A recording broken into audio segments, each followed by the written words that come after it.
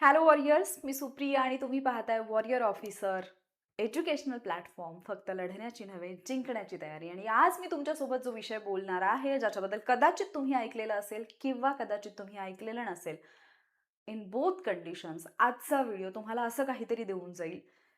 पुढच्या 7 दिवसांमध्ये जर तुम्ही या गोष्टी ट्राय केल्या, तर तुम्हाला 100% स्वतःमध्ये तो बदल झालेला जाणवेल, स्वतःच्या आयुष्यामध्ये तो बदल झालेला जाणवेल, ज्या बदलाची वाट कदाचित तुम्ही खूप वर्षांपासून, खूप महिन्यांपासून, खूप दिवसांपासून पाहत आहात. ठीक आहे?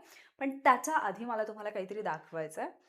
दॅट इज, याच्या पूर्वी मी एक व्हिडिओ अपलोड केलेला होता, ज्याच्यामध्ये मी कृतज्ञता किंवा ग्रॅटिट्यूड व्यक्त करण्याशी रिलेटेड बोलले होते. आणि जवळपास 65,000पेक्षा जास्त लोकांनी तो व्हिडिओ पाहिलेला आहे. आणि या व्हिडिओच्या खाली जर तुम्ही कमेंट्स पाहिल्या, म्हणजे तुम्ही तो व्हिडिओ ओपन करून एकदा कमेंट्स रीड करू शकता. एवढ्या लोकांनी याच्यामध्ये कृतज्ञता व्यक्त केली, इतक्या लोकांनी याच्यामध्ये थँक्यूचे मेसेजेस केलेले आहेत, एवढ्या लोकांनी याच्यामध्ये स्वतःच्या आयुष्यामध्ये असलेले जे प्रॉब्लेम्स आहेत, त्या प्रॉब्लेम्सकडे पाहण्याचा जो दृष्टिकोन आहे तो कसा असायला पाहिजे हे तुम्हाला सांगितलेलं आहे. ठीक आहे? सो एवढ्या जास्त कमेंट्स आलेल्या आहेत. या सगळ्या कमेंट्स मी आता इथे तुम्हाला म्हणजे शो जर करत बसले तर खूप वेळ जाईल. पण ही एक कमेंट जी फार भावली म्हणाला. आणखी एक 2-3 कमेंट अशाच होत्या की ज्या वाचल्यानंतर मी थोडी स्तब्ध झाले. हे वाक्य वाचा. थँक माझ्याकडे नवा जॉब शोधेपर्यंत अन्न आहे. माझी पत्नी मला धीर देत आहे. मित्र मला साथ देत आहेत. माझी प्रकृती चांगली आहे. मला सकारात्मक सकारात्मक होण्यास सगळे मदत करत आहात. म्हणजे एक व्यक्ती जिच्याकडे जर जॉब नसेल, आपण जॉबलेस आहोत म्हणून एक व्यक्ती कुठेतरी कोणाळ्यामध्ये बसून रडत असेल, किंवा एखादी व्यक्ती तिच्यासोबत कुठलीही व्यक्ती येऊन तिला धीर जरी देत असेल, तरी सुद्धा हे मला फक्त टोमणे मारतायत का, किंवा हे फक्त माझी खिल्ली उडवतायत का, हा विचार करत बसेल. पण तिथेच दुसरी एक व्यक्ती असा एक सकारात्मक दृष्टिकोन घेऊन जगू शकते. खूप उदाहरणं आहेत याच्यामध्ये. काही लोक आहेत ज्यांनी हे सुद्धा मेन्शन केलेलं आहे की ॲक्सिडेंटमधून कशा पद्धतीने बचावलेले आहेत, त्याच्यासाठी धन्यवाद दिले. आणि सगळ्यात महत्त्वाचं म्हणजे याच्यामध्ये खूप कमेंट्स अशाही आहेत, ज्या लोकांनी हे सांगितलंय की फक्त कृतज्ञता व्यक्त केल्यामुळे, ग्रॅटिट्यूड शो केल्यामुळे त्यांना त्यांच्या आयुष्यामध्ये किती चांगले बदल जे आहेत ते जाणवलेत. आता ज्या वेळेला मी तो व्हिडिओ अपलोड केला होता, त्याच्यामध्ये मी एक गोष्ट बोलले होते, आणि ती गोष्ट म्हणजे तुम्हाला पोनो प्रेयर जी आहे, या प्रेयरबद्दल माहिती आहे का? आणि खूप जणांनी, मी कमेंट करून सांगा असं म्हटलं, तर खूप लोकांनी कमेंट केले की ती प्रेयर आम्हाला पाहिजे. सो कदाचित या प्रेयरबद्दल तुम्ही आधी ऐकलेलं असेल, ऐकलेलं नसेल. इन बोथ कंडिशन्स तुम्ही तुमच्या आयुष्यातल्या कुठल्याही फील्डमध्ये जर प्रॉब्लेम फेस करत असाल, किंवा त्याच्यामुळे तुम्ही जर ताणतणावामध्ये आयुष्य जगत असाल, तर 4 वाक्य आहेत. जी 4 वाक्य तुमच्या आयुष्यामध्ये खूप काही बदलू शकतात. कारण माझ्या आयुष्यामध्ये ते बदल मी एक्सपिरियन्स केलेले आहेत. ठीक आहे? आणि त्याच्यापैकीच एक गोष्ट जर आपण पाहिली, म्हणजे ऑब्व्हियसली माझे अनुभव तर मी तुमच्यासोबत शेअर करेनच. पण ती 4 वाक्य पहिल्यांदा तुम्हाला माहिती असायला पाहिजेत. I am sorry. I think मी याची इमेज दिलेली असेल. पहिलं वाक्य आहे त्याच्यातलं, आय एम सॉरी, म्हणजे आपण माफी मागत आहोत. दुसरं वाक्य आहे, प्लीज फॉरगिव्ह मी, म्हणजे आपण आणखी जास्त अंतःकरणापासून माफी मागत आहोत. तिसरं वाक्य आहे, थँक यू, आपण आभार व्यक्त करतोय. आणि चौथं वाक्य आहे, आय लव्ह यू, म्हणजे आपण प्रेम व्यक्त करतोय. ही 4ही वाक्य जी आहेत या प्रेयरमधली, ही प्रेयर कशी काम करते? आता आपण सायंटिफिकली या गोष्टी किती प्रूव्हन आहेत, किंवा सायंटिफिक किती याच्यासाठी आपल्याला पुरावे मिळतात, इकडे न जाता सायकोलॉजिकली आपण दैनंदिन आयुष्य जगत असताना ज्या इमोशन्स सोबत आपण जगत असतो, त्याच्यामध्ये या गोष्टी कशा हेल्प करतात ना, हे मला तुम्हाला समजून सांगायचं. पण त्याच्या आधी मला तुम्हाला माझा अनुभव सांगायचा आहे. ॲक्च्युली मी ही इमेज दाखवणं खूप वेळा टाळले, कारण हे मला खूप दाखवायला घाण वाटतं. तर ही माझ्या घशाची कंडिशन आहे. ज्या वेळेला मला थ्रोट इन्फेक्शन झालेलं होतं, आणि खूप म्हणजे एक कमेंट आली होती की ज्याच्यामध्ये असं म्हटलेलं की खोटा आजार आणि खोटं औषध. त्याच्यामुळे मी ही इमेज ॲक्च्युअली शो केली. अदरवाईज ही फक्त माझे जे कोर्सेस आहेत त्याच्यामधल्या स्टुडंट्सना ही इमेज मी शो केलेली. तर ज्यावेळेला मला थ्रोट इन्फेक्शन झालेलं होतं, टॉन्सिल्समध्ये पस झालेला, डॉक्टरांनी हे सांगितलं होतं की तुम्हाला टॉन्सिल्स काढून टाकाव्या लागतील. कारण कंडिशन तशी झालेली होती. पण त्यावेळेला माझा क्लास सुरू होता आणि म्हणजे मी बोलणं बंद करू शकत नव्हते. त्याच्यामुळे मी डॉक्टरना रिक्वेस्ट केली, की आत्ता मी ऑपरेशन वगैरे या सगळ्या गोष्टींमधून जाऊ शकत नाही. सो एक मायनर सर्जरी टाइप त्यांनी केलं, की भूल वगैरे देऊन त्यांनी ते कंप्लीट क्लीन केलं. पण त्यांनी हे सांगितलं होतं, की हे परत एकदा तुम्हाला होईल आणि त्यावेळेला मात्र तुम्हाला ऑपरेशनच करावं लागेल. टॉन्सिल्स काढून टाकणं हा बेटर वे राहील. कारण याच्यावरती उपाय नाहीये. अँड देन मग मेडिसिन 5-6 दिवसांसाठी एक मेडिसिनचा कोर्स होता, तो मी केला. आणि त्याच्यानंतर म्हणजे थोडं एक होतं, की आपण म्हणजे ज्या कंडिशनमधून आलोय, तर मग आपण थोडं त्या निगेटिव्हिटी सोबत जगतच असतो. बट मी ऑलरेडी काही गोष्टींसाठी ही प्रेयर जी आहे ती फॉलो करत होते. And then all of sudden हा थॉट आला, की आपण ट्राय करून पाहूयात. कारण मला ज्यावेळेला परत जाणवलं, की परत एकदा सेम त्याच प्रकारचा पस किंवा तसंच काहीसं दिसायला लागलं घशामध्ये. अँड देन मग मी मेडिटेशन आणि ओपोनोपोनो प्रेयर जी आहे ती करायला सुरुवात केली. अँड देन ते इन्फेक्शन कम्प्लिटली गायब झालं. त्याला मे बी बाकी कारणं पण असतील. पण तुम्ही एक गोष्ट ऐकली असेल, ऑटो इम्युन डिसीज म्हणून. मानवाच्या शरीरामध्ये काही असे आजार असतात, जे केवळ आपल्या म्हणजे थिंकिंगमुळे किंवा आपल्या सायकोलॉजिकल कंडिशनमुळे होत असतात आणि ते बरेच सुद्धा होत असतात. ठीक आहे. सो मला नाही वाटत की टॉन्सिल्समध्ये होणारं जे काही इन्फेक्शन आहे ते ऑटो इम्युनमध्ये जात असेल, बट स्टील मला तो फरक जाणवला. ठीक आहे. आता याच्या पाठीमागे लॉजिक काय? म्हणजे आपण कुठलीही गोष्ट जर तुम्हाला जस्ट सांगितलं की 4 वाक्य बोला, तर ऑब्व्हियसली आपण विश्वास नाही ठेवत किंवा आपल्याला असं वाटतं की म्हणजे काय फालतूगिरी. आता बरेचसे लोक असे असतील की ज्यांना याच्यावरती विश्वास नसेल. बट जसं मी तुम्हाला ग्रॅटिट्यूडच्या बाबतीत सांगितलेलं की तुमचं नुकसान काही होत नाहीये ना, तर ट्राय करून पहा. झाला तर फायदाच होईल, नुकसान काहीच होणार नाही. सेम या कंडिशनमध्ये पण झाला तर तुमचा फायदाच होईल, नुकसान काहीच होणार नाही. सगळ्यात पहिली गोष्ट म्हणजे आय एम सॉरी. हे कशाबद्दल आहे? कोणाला म्हणायचंय? कुठल्या कंडिशनमध्ये म्हणायचंय? काय होतं ना, आपल्या मनामध्ये काही भावना, काही वेदना अशा असतात, ज्या आपण कधी ओपन करत नाही, म्हणजे नाही बोलत आपण कोणासमोर. आणि बऱ्याचदा या गोष्टी आपल्याला जगताना एवढा त्रास देत असतात किंवा आपल्याला आयुष्यात चांगलं काहीतरी, नवीन काहीतरी जरी करायचं असेल, एखादं पाऊल उचलायचं असेल, तरीसुद्धा केवळ त्या पास्टमधल्या म्हणजे आपल्या भूतकाळातल्या अनुभवांमुळे, भूतकाळातल्या वाईट अनुभवांमुळे आपण थांबून राहतो. आपण आयुष्यामध्ये त्या गोष्टी अचीव्ह करू शकत नाही. म्हणजे जर मी असं म्हटलं, की आत्ता व्हिडिओ पाहणाऱ्यापैकी तुमच्यापैकीच कोणीतरी एक मिलेनियर होणार आहे. कदाचित तुमच्या आयुष्यात, तुमच्या अख्ख्या फॅमिलीमधले पहिले मिलेनियर तुम्ही असाल. पहिले करोडपती तुम्ही असाल. तुम्ही करोडो रुपयांची प्रॉपर्टी कमवाल. असं जर मी म्हटलं, तर बऱ्याच लोकांना त्याच्यावरती विश्वास नाही बसणार. करोडो, लाखो रुपये तुम्ही कमवाल असं जर मी म्हटलं तर. कारण आपल्याला लहानपणापासून हे माहिती असतं, की आपण गरिबीत वाढलोय किंवा आपण मध्यमवर्गीय कुटुंबातले आहोत. आपण एवढे पैसे नाही कमवू शकत. आपलं काम आहे, की शिक्षण घ्या, नोकरी करा आणि आपलं खर्च कसा भागेल, मुलांचं शिक्षण कसं करू शकू इथपर्यंत.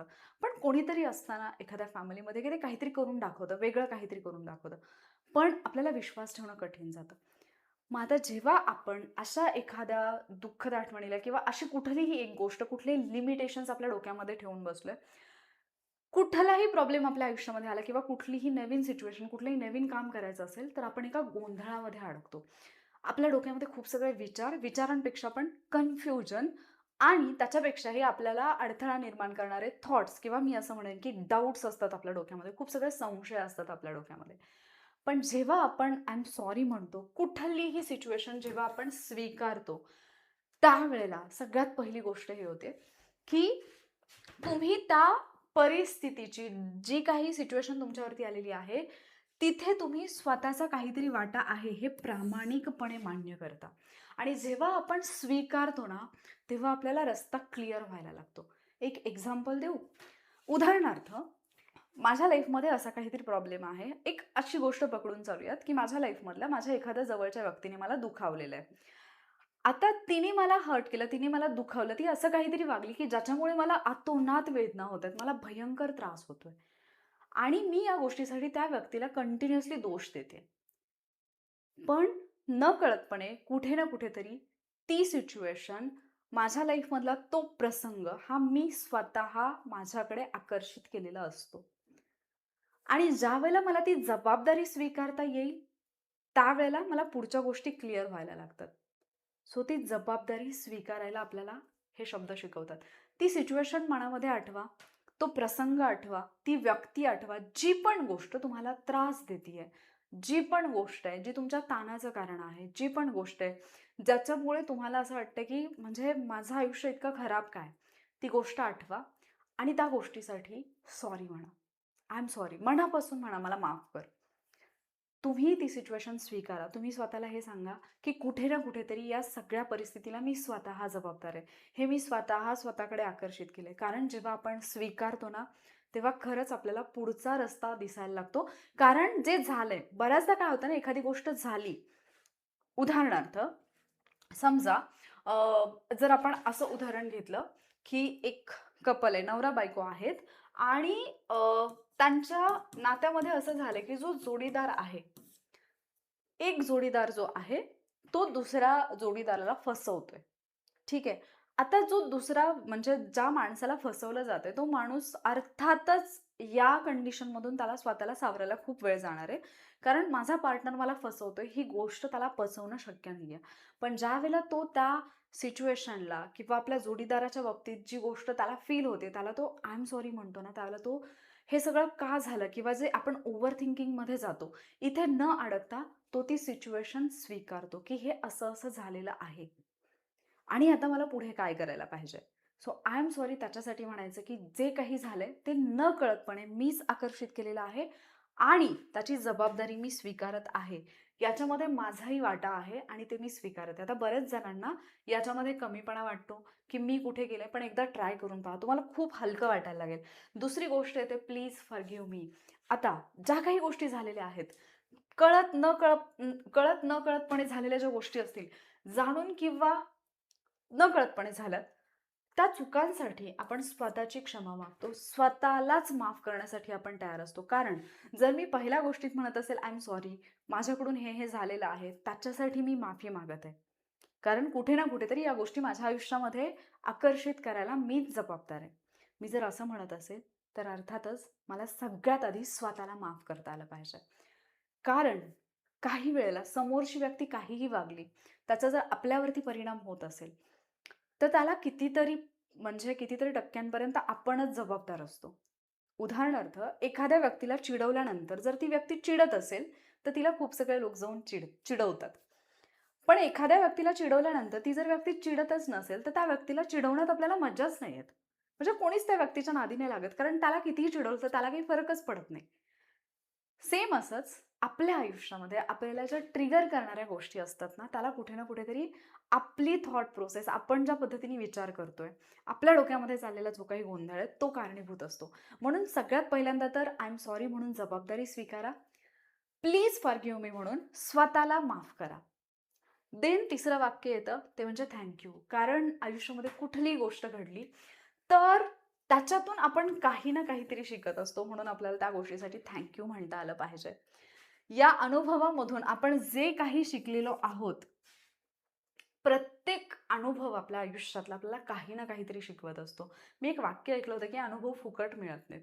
त्याच्यासाठी फार मोठी किंमत मोजावी लागते. पण हे अनुभव आपल्याला जे काही शिकवून जातात ना, ते कदाचित कितीतरी पैसे देऊन आपण कुठेच शिकू शकत नाही. मग या अनुभवातून आपण जे काही शिकलेलो असतो, या अनुभवांनी आपल्याला जे मजबूत बनवलेलं असतं ना, त्याच्यासाठी आपल्याला मनापासून धन्यवाद म्हणता आलं पाहिजे. ठीक आहे? म्हणजे त्याच्यासाठी तुम्ही थँक यू म्हणताय, की ठीक आहे, माझ्या आयुष्यामध्ये जो घडलेला प्रसंग आहे त्याच्यासाठी मी खरंच आभारी आहे. कारण या प्रसंगाने मला आणखी मजबूत बनवलंय. या प्रसंगामुळे मला कळलंय, की माणसं कशी ओळखायची. या प्रसंगामुळे मला कळलंय, की आयुष्य जगायचं कसं आणि आपल्याला आपलं आयुष्य जर चांगलं बनवायचं असेल, आपल्या आयुष्यामध्ये आपल्याला आणखी मजबूत व्हायचं असेल, तर आपले निर्णय कसे घ्यायचे. म्हणून त्या गोष्टीला तुम्हाला थँक यू म्हणायचंय. आणि चौथं वाक्य येतं ते म्हणजे आय लव्ह यू. आता जेव्हा मी आय लव्ह यू म्हणते, याचा अर्थ मी स्वतःलाच म्हणते, की मी तुझ्यावरती खूप प्रेम करते. मी स्वतःचा स्वीकार करते. मग मी पूर्ण असेन, अपूर्ण असेन. ज्यावेळेला आपण जशी व्यक्ती आहे, तशी तिला स्वीकारतो ना, तेव्हा आपण आपोआप त्या व्यक्तीवरती प्रेम करायला लागतो. पण बऱ्याचदा काय होतं माहिती का, की जेव्हा आपण एखाद्या व्यक्तीला सुरुवातीला स्वीकारतो किंवा आपण त्या फेजमध्ये असतो, त्यावेळेला आपल्याला असं वाटतं, की ही व्यक्ती अशीच छान आहे. पण कालांतराने जेव्हा आपण त्या व्यक्तीसोबत वेळ घालवायला लागतो, तर तिच्यातल्या बऱ्याचशा गोष्टी आपल्याला आता खटकायला लागतात. आणि मग याच गोष्टी आपल्या टेन्शनचं आणि आपण घेतलेले निर्णय कसे चुकीचे आहेत, हे दाखवून देण्यापाठीमागचं कारण ठरतात. आणि म्हणून मग शेवटचं वाक्य बोलायचं ते म्हणजे आय लव्ह यू. माझ्या सर्व अपूर्णतेसह मी स्वतःचा स्वीकार करते, मी स्वतःवरती प्रेम करते. हे का म्हणायचंय? कारण लक्षात ठेवा, जोपर्यंत तुम्ही स्वतःवरती प्रेम करत नाही ना, जगातली कुठलीच व्यक्ती तुमच्यावरती प्रेम नाही करू शकत. तुम्ही किती सुंदर आहात हे जोपर्यंत तुम्ही स्वतःला दाखवू देत नाही ना, तोपर्यंत लोकांना तुम्ही सुंदर नाही दिसणार. आणि जर तुम्ही आयुष्याच्या आता अशा टप्प्यावरती असाल, कारण बऱ्याचशा महिला आहेत ज्या माझे व्हिडिओज पाहतात. जर तुम्ही अशा टप्प्यावरती असाल जिथे तुम्हाला हे फील होत असेल, की माझा नवरा पहिला एवढं माझ्यावरती प्रेम नाही करत आहे. माझ्या नवऱ्याला मी आधी जशी आवडायचे तशी नाही आवडत आहे. तर स्वतःला एक प्रश्न विचारा, की तुम्ही आधी जशा होतात, तशा आत्ता आहात का? तुम्ही जशा आधी छान राहायचात, फ्रेश राहायचात, हसायचात, चेष्टा करायचात, खूप सगळे जोक्स क्रॅक करायचात किंवा एक चिल गर्लवाली जी तुमची इमेज होती, तुम्ही आत्ता तशा आहात का? ऑब्व्हियसली नाही आहात. आणि तुम्हालाही स्वतःला आत्ता तुम्ही जशा आहात तशा कदाचित आवडत नसाल. कंटिन्युअसली फ्रस्ट्रेटेड म्हणजे कायमस्वरूपी असं चिडचिड होत आहे, काहीतरी ताण आहे, स्वतःकडे व्यवस्थित लक्ष द्यायचं नाही, छान तयार व्हायचं नाही, खुश राहायचं नाही, हसायचं नाही, सतत तक्रारी करत राहायचं. जर आपलं हे व्हर्जन आपल्याला स्वतःलाच आवडत नसेल, तर ते दुसऱ्या एखाद्या व्यक्तीला कसं आवडेल? जेव्हा ही 4 वाक्य तुम्ही बोलायला लागाल ना, तेव्हा तुम्हाला कळायला लागेल, की किती गोष्टी आहेत ज्या आपण सोडून दिल्यात. पहिलं तर आय एम सॉरी, मला माफ कर. हे तुम्ही एखाद्या व्यक्तीसाठी बोलू शकतात, स्वतःसाठी बोलू शकतात, एखाद्या भावनेसाठी बोलू शकतात, एखाद्या प्रसंगासाठी बोलू शकतात, काहीही असू शकतं ज्याच्यासाठी तुम्ही हे वाक्य बोलाल. तो प्रसंग डोक्यामध्ये आठवा आणि तिथे मला माफ कर असं म्हणून त्या गोष्टीची जबाबदारी स्वीकारा. मला क्षमा कर म्हणून जे काही झालेलं आहे, ज्याची जबाबदारी तुम्ही स्वतः घेतलेली आहे, त्या गोष्टीसाठी स्वतःला सुद्धा माफ करा. त्याच्यानंतर धन्यवाद किंवा थँक म्हणा. थँक म्हणून त्या गोष्टीने तुम्हाला जे काही तुमच्या आयुष्यामध्ये चांगलं दिलेलं आहे, त्या गोष्टीबद्दलची कृतज्ञता व्यक्त करा. आणि त्याच्यानंतर मी तुझ्यावर प्रेम करते किंवा आय लव्ह यू हे वाक्य म्हणा आणि स्वतःला सांगून द्या, की तुम्ही स्वतःसाठी किती महत्त्वाचे आहात आणि तुम्ही खरंच जसे आहात, तसेच स्वतःला किती आवडतात. आणि जेव्हा या गोष्टी करायला लागाल ना, त्यावेळेला तुम्हाला आयुष्यामध्ये बदल जाणवायला लागतील. बऱ्याच लोकांना असं वाटतं, की फक्त एवढी वाक्य म्हटल्याने काय होतं? पण खरं सांगू, एक उदाहरण देते तुम्हाला. जेव्हा आपण घराची वास्तुशांती घालतो, सगळे लोक तिथे उपस्थित असतात. तिथे येणारे जे ब्राह्मण असतात, ते जे काही मंत्र म्हणत असतात, त्याचे अर्थ बऱ्याचदा आपल्याला माहिती नसतात. तिथल्या बऱ्याचशा लोकांना माहिती नसतात. पण तरीसुद्धा आपण त्या पूजेमध्ये शांतपणे बसतो किंवा ती पूजा व्हावी असं आपल्याला वाटत असतं. त्याच्या पाठीमागचं कारण काय? फक्त त्या मंत्रांच्या उच्चाराने सुद्धा तिथली एनर्जी जी आहे, ती पॉझिटिव्ह होते. तिथले व्हायब्रेशन्स जे आहेत ते पॉझिटिव्ह होतात. आणि मग जर फक्त काही मंत्र उच्चाराने तसं होत असेल, तर काहीसं इथे सुद्धा तसंच होत असेल, असं समजून या गोष्टी करायला सुरुवात करा. तुम्हाला तुमच्या आयुष्यामध्ये बरेचसे बदल झालेले जाणवतील.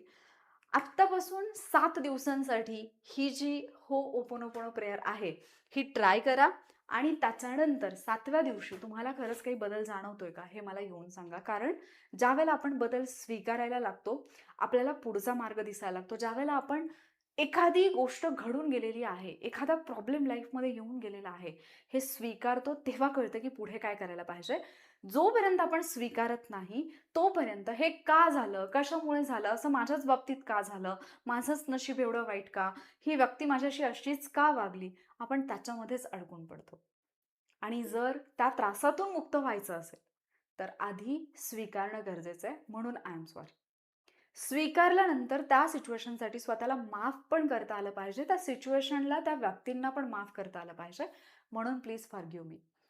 त्याच्यातून जे शिकलो ते आपल्यासाठी किती आवश्यक होतं, त्याच्यामुळे आपलं आयुष्य किती चांगलं झालंय, याची जाणीव आपल्याला असावी. म्हणून थँक यू. आणि स्वतःला पुढच्या आयुष्यासाठी तयार करण्यासाठी आणि आयुष्यामधल्या चांगल्या गोष्टी अट्रॅक्ट करण्यासाठी म्हणून I love you. He prayer नक्की करून पहा आणि तुमचा अनुभव मला 7 दिवसानंतर सांगा. तुमच्यापैकी जर कोणी असं असेल, की ज्यांनी आधीपासून ही प्रेयर फॉलो केलेली आहे आणि तुम्हाला तुमच्या आयुष्यामध्ये बदल जाणवतायत, तर ते सुद्धा मला कमेंट करून सांगायला विसरू नका. आणि जर हा व्हिडिओ तुम्हाला हेल्पफुल वाटला असेल, तर व्हिडिओला लाईक आणि शेअर नक्की करा.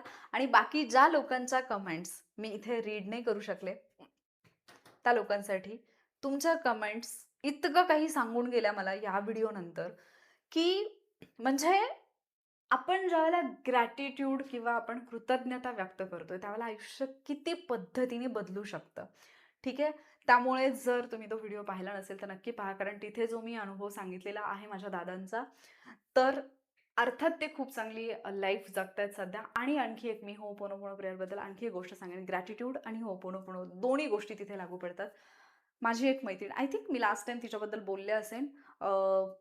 तर 15 फेब्रुवारी डेट मला अजूनही लक्षात आहे. कदाचित मी मागच्या व्हिडिओमध्ये बोलले असेल, मला एक्झॅक्टली आठवत नाहीये. पण सिरियसली ज्यावेळेला मी महाशिवरात्रीच्या दिवशी महादेवाच्या मंदिरामध्ये जाऊन तिथे महादेवाच्या पिंडीसमोर बसून ज्यावेळेला मला रडायला येत होतं.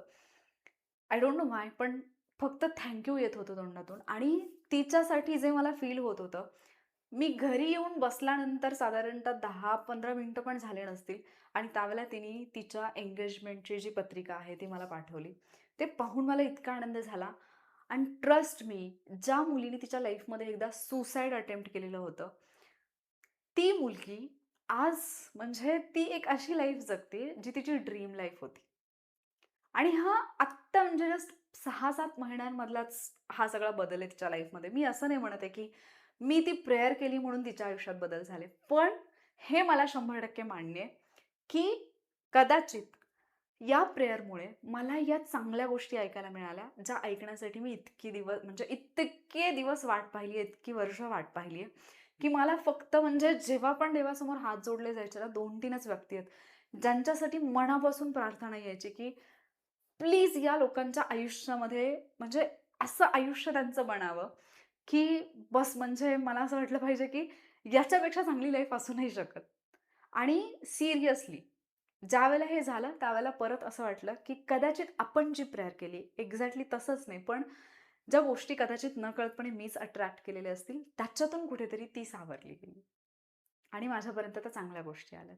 सो ही प्रेयर नक्की करून पहा. ग्रॅटिट्यूडचा व्हिडिओ पाहिला नसेल, तर एंड स्क्रीनला तुम्हाला तो व्हिडिओ मिळून जाईल. तो व्हिडिओ पहा आणि तुमचा अनुभव शेअर करायला विसरू नका. जर हा हेल्पफुल वाटला असेल, तर लाईक आणि शेअर नक्की करा. कमेंट करून सांगा आणि पुढचे व्हिडिओज पाहण्यासाठी चॅनलला सबस्क्राईब नक्की करा. लवकरच भेटूयात आपण पुढच्या व्हिडिओमध्ये. Thank you.